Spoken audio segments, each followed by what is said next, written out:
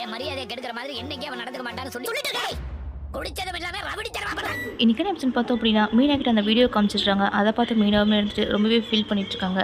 அப்போ சத்யாவும் சொல்லிட்டு இருக்காங்க, சிட்டி ஏதோ தப்பாக சொல்லிட்டு இருந்தேன், இப்போ மாமா பண்ணுற வேலையை பற்றி அப்படிங்கிற மாதிரி சொல்லிட்டு இருக்காங்க. எனக்குலாம் அட்வைஸ் பண்ணிட்டு இருந்தேன்ல அப்படிங்கிற மாதிரி பேசிகிட்டு இருக்கவும் மீனாவுக்கு என்ன பண்ண தெரியாமல் ரொம்பவே முடிச்சிட்ருக்காங்க. அப்போ இவருக்கு எதுக்கு கல்யாணம் பண்ணி வச்சிங்க அக்காவை அப்படிங்கிற மாதிரி சொல்லிட்டு இருக்காங்க. அப்போ வந்து மீனை கோவப்பட்டு வீட்டை விட்டு கிளம்பி போயிடுறாங்க. அப்போ முத்துக்கால் வந்து ட்ராவல் பண்ணிட்டுருக்காங்க. அப்போ அந்த வீடியோவையும் பார்த்துடுறாங்க. பார்த்துட்டு வண்டி ஓரம் நிப்பாட்டு அப்படிங்கிற மாதிரி சொல்லி அவங்களே இறங்கிடுறாங்க. அப்போ கார் புக் பண்ணவங்க எல்லாருமே அப்போ ஃபோன் பண்ணி முத்துட்டையும் கார் கேன்சல் பண்ணி விட்டுடுறாங்க.